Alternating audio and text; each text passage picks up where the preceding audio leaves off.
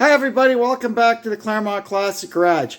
Today we've got a little project to do. We're going to put a shift kit in our 76 Dodge D100. And we're going to talk a little bit about our shift kit. It's a Transgo shift kit. They're my favorite ones. I've used a lot of them over the years. Transgo shift kits for these torque flights come in 4 flavors. There's this one, which is basically just, I call it the fleet shift kit. It just, it corrects it, not pumping in park. It'll fill the converter in park. And it just tweaks a few little things. And the transmission will feel a lot better and last a lot longer. And then from this, you go to the Tf1, Tf2, and Tf3. So Tf1 is basically, it's the next one up from this. It does all the stuff that this one does, and it's basically your heavy duty shift kit. So that'd be if you're towing, if you're plowing snow, if it's a really heavy vehicle like an RV, that's the shift kit you want to use. And then you get into the Tf2, which is your street and strip. So guys, you know, doing 340 Dusters and Road Runners and stuff like that, the Tf2 is probably best for them. And then Tf3 is the all-out full race shift kit. Allows you full manual control without breaking anything. I've never put one of those in. I've always done Tf1s, Tf2s, and these. So this was your, like I said, your fleet. So this would go in police cars, taxi cabs, stuff that do see, you know, extended use, but not really working super hard. That's what we're going to put in this little guy. So here's our valve body. First thing we're going to do is get the... Lost my screwdriver. We're going to get this section out. So this here, that's the adjustment for your main pressure. This here is the adjustment for your throttle pressure. So to get this off, oops, I need another screwdriver. There's a mix of Phillips screws and straight screws on this.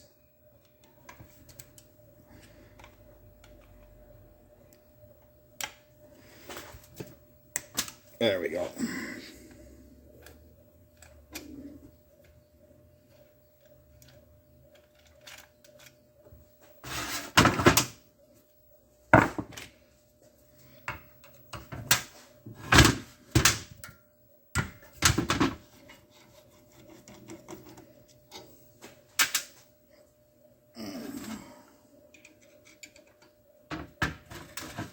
Hard to believe, but I'm pretty sure this thing has never been touched.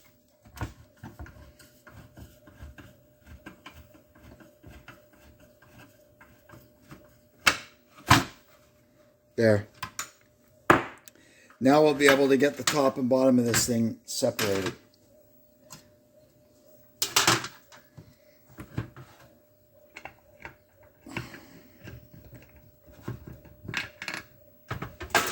There's your main pressure valve.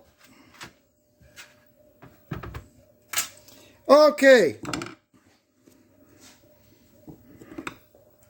Now we'll flip it over and we have to get it separated.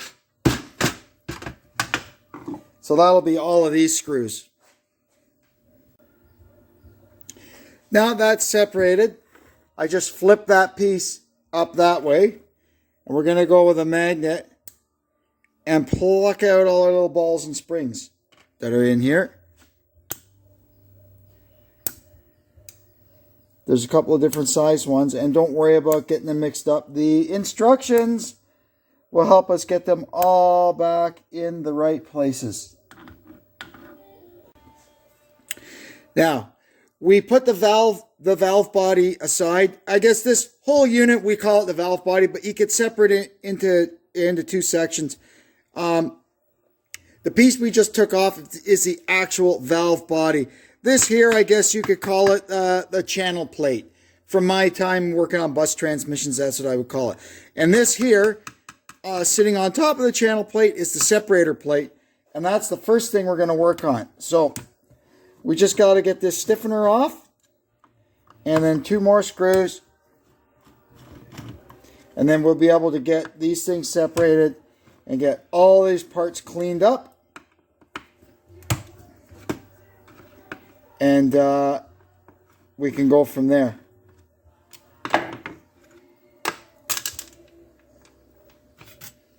There we go. There's our separator plate. So in the channel plate, we've got oh look, we've got 1 ball.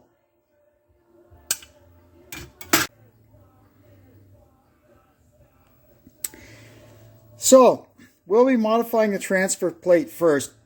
And you'll see here, this here, 161. That would be, if you looked it up, 161, probably the last 3 digits of the part number of this separator plate. And that's one way that the factory would tune these things. All these little holes in here, they can make them different diameters to tune how the transmission will respond and how it will shift up, shift down, what it does. So what they would do is they would use different transfer plates, different springs in the valve bodies behind the shift valves and stuff, different settings on the main pressure, and different sets of governor weights to tune this for every application. And man, let me tell you, it gets complicated. That's why, I mean, if you're working on you're building up an old hot rod and you find, oh, a 727 for my 340, but it came out of a pickup truck, it's just not going to work like the 727 from a 340 Duster. And that's why in the modern times with the electronic transmissions, the transmission is exactly the same. Like, for instance, our little front wheel drive Mopars that we love. A base 132 horsepower 2004 Neon has the exact same transmission as a PT Cruiser GT with 240 horsepower. And all they do is they change the tune. And that's the beauty of it. So instead of having to have all these myriad of different parts, it's just one fits all, and they just run it with the tune. I mean, that makes it a little more difficult for us as guys hacking around with them if you want it, to manipulate it a bit, but generally they work pretty well. But anyway, on these old ones, this is what we have to do. All right. So we just follow these instructions through. It's not that complicated. So the first thing it says, if your separator plate has hole L, and ours has it, valve body must have either 3/8 steel ball and spring, which ours has, I took it out, or a poppet valve and spring. That's fine. So we have to put that back in when we put it back together. Okay, now actual step 1, separator plate hole size. So this hole here,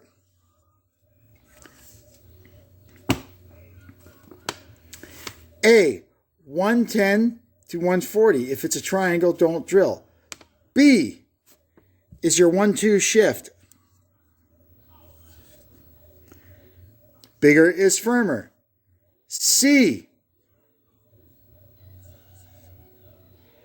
is your 2-3 shift. Bigger is firmer.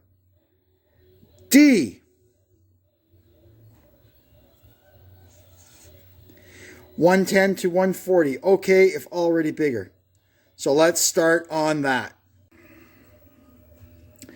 So hole A, we can do anywhere from 110 to 140 thousandths. I'll go right in the middle of that, which is 125, which is 1/8 of an inch. That's pretty easy, right? So we just 1/8 drill bit. Yay! Little block of wood. And man, you got to check and double check and make sure you drill in the right hole, because it's for keeps, right? There we go. So that's drilled out to 1/8 of an inch. And then what we'll do is we'll just grab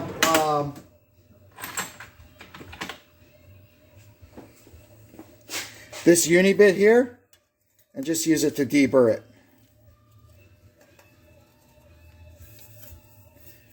Because once these are modified, Well, I guess if you screwed it up that bad, theoretically you could weld it up and open it up again, right?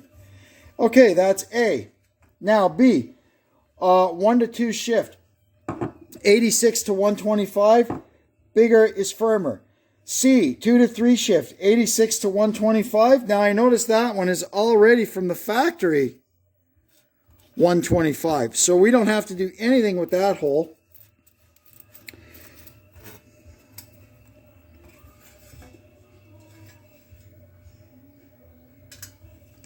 Let's see if we can figure out what size B is already.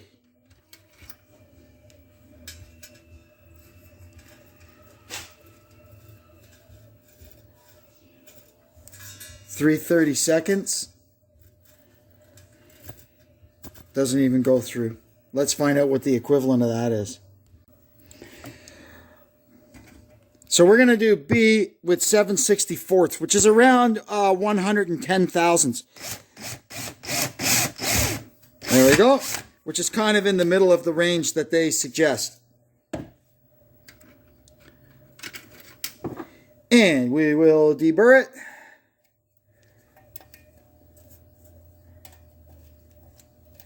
See, our 2-3 hole, which is already at the limit of 125, probably on a New Yorker or something, that hole would be a lot smaller than that because they don't want that 2-3 shift to bang. But this truck, man, she goes into third gear with a pretty healthy wallop. All right. D, 110 to 140. So let's see what we've got.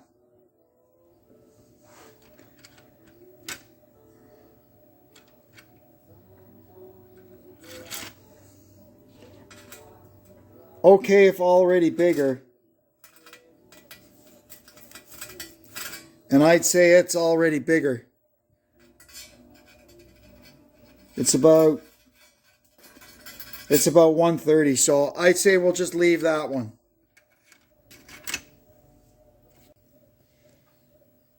All right, so now we've marked down what we've drilled everything to, and we'll leave it in the glove box. So yes, I won't remember, that's for sure. Next step, if we have 2 holes here instead of 1, we have to install a check ball in the channel plate when we put it back together. But we do not, so I noted on the kit instructions that we do not have a ball there. And if valve body has a converter clutch control body, clean it and continue with kit installed. No, we do not have a lockup clutch in our converter. Also, here, 60 to 65 models, reinstall poppet valve and spring. We don't have that, even though I skipped step 3. If channel casting has if channel casting has bypass valve here, install the green spring. I do not believe we have that. Now we can assemble the separator plate back to the channel plate. Don't forget a 1/4 inch ball. That's your rear clutch check ball. It goes right there in that teardrop shaped hole there.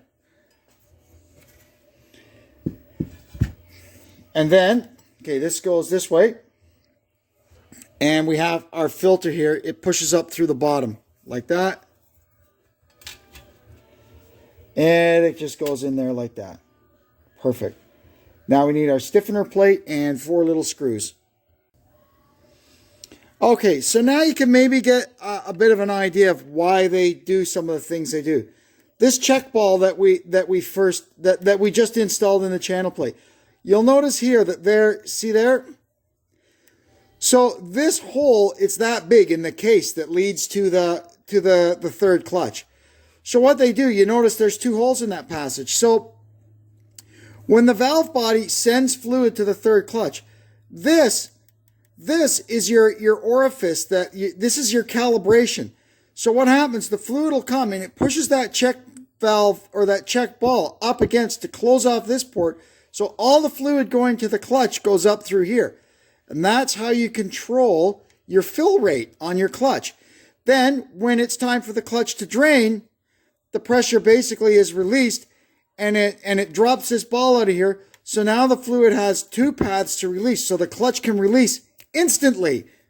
Understand how that works? And this is the kind of stuff you manipulate when you put in a shift kit.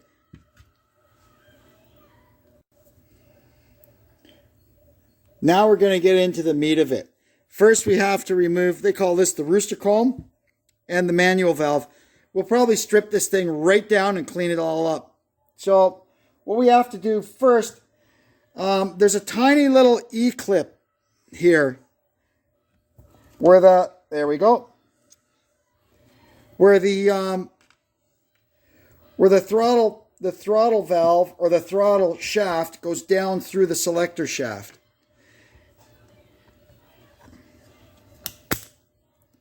There we go. Perfect. We'll be changing the seal in there.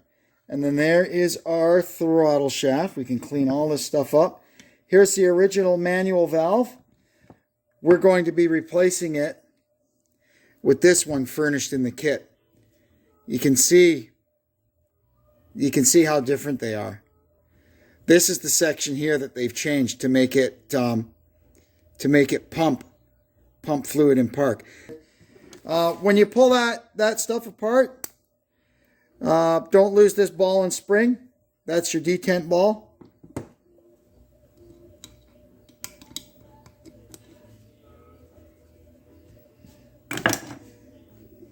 There.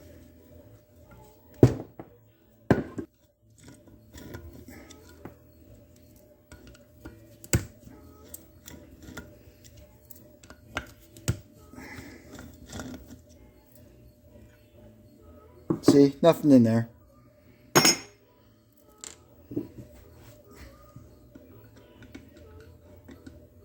Whoops. And they like to mix up the Phillips and slotted screws. Don't ask me why. The very first shift kit I ever installed was many, many years ago. And I don't know what I screwed up, but I ended up having to drive my car all the way out to the West End with no third gear. It wouldn't go into third gear. I screwed that up big time. And the guy said, "What did you do?" "Well, I put a shift kit in it." "Why would you do that?" "I don't know. It seemed like a thing to do."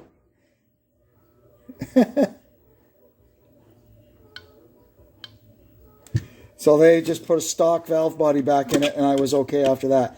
But I wasn't deterred. I didn't let that dissuade me from putting in more shift kits. And I've put in lots of shift kits since then. Holy moly. There we go. Must have been Hercules put this thing together. Now, I don't think this transmission has ever been touched.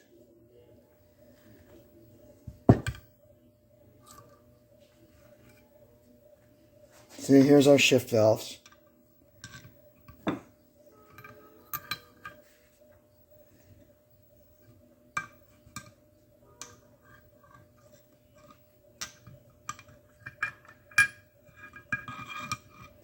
And there's one in there, what's it called? The shuttle valve. I'm not up on my torque flight theory like I used to be, but anyway. We have to get this all apart because we have to do some drilling and filing, and we don't want all the crap in here when we go to put it together. So we'll get it all clean and dry. Here you can see part of the problem with our vague feeling shifter. This has come all discombobulated. This thing here is there's a kind of a little bit of a spline or a knurl there that this rooster comb is pushed onto, and then they crimp it or stake it to hold it in place. Well, that's all come loose and it's flopping all around. So what we're going to do is we're going to clamp this thing in the vise, hold it solid, and I'll just put a couple of little spots of weld on it to make sure that stays how it's supposed to. Now we have to file a notch across the bore for the manual valve. Just like that.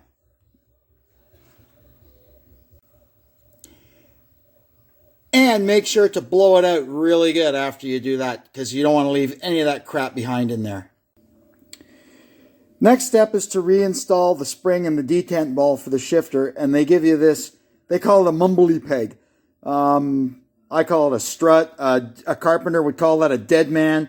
Anyway, that just holds that in there while we drop the shifter quadrant or the rooster comb back in. Doink! There we go. And now we can get our mumbly peg out of there.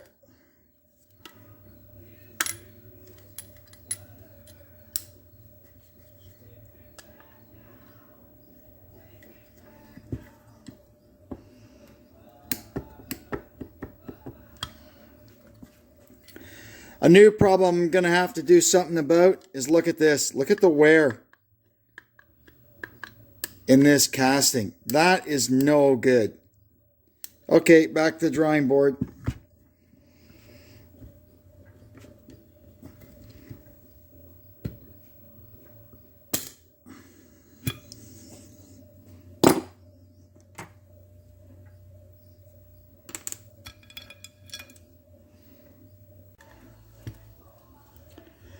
So you can see here our assembled shifter with the rooster comb and our new manual valve installed. Works nicely. Now we have to adjust the position of the manual valve in the bore so that it lines up. The lands on it line up with the right channels when it's in certain positions. So anyway, it's difficult to see, but you do it with the thing in park, and we have done that, and matched it up with what the instructions say in this diagram, and it's good. So what we have to do now, according to the instructions, we have to drill a hole through here. It says, if the valve body has line bypass, ball and spring, drill a 3/16 hole in the spring pocket under X, which is right there. It's already got a little kind of a bypass there, but I guess they want a larger one, so we will do that. It also instructs us to replace the factory spring with the white spring that they provide. We will do that. Step number 2 on this page only applies to lockup transmissions, which this is not, so we skip that.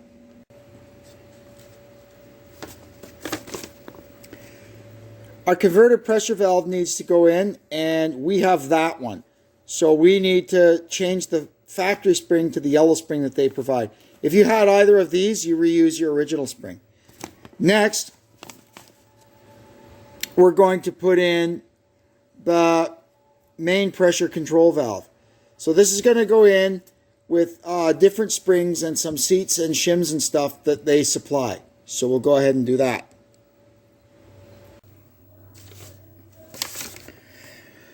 Now we follow the diagram and double checked in the factory service manual. We've got all our little check balls back in the places where they belong.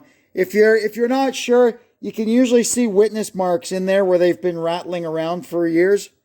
So we've got them all in. Now we can go ahead and get our channel plate back in.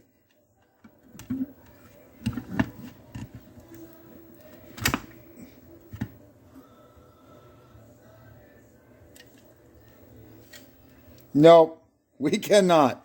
I'm going to have to take the cage off and put that on after it's together. I thought I could jiggle it down in through there. Alas, I cannot. So that's okay. We'll put it on after. No worries. Transfer plate has to go straight down. That is easy peasy. Okay, so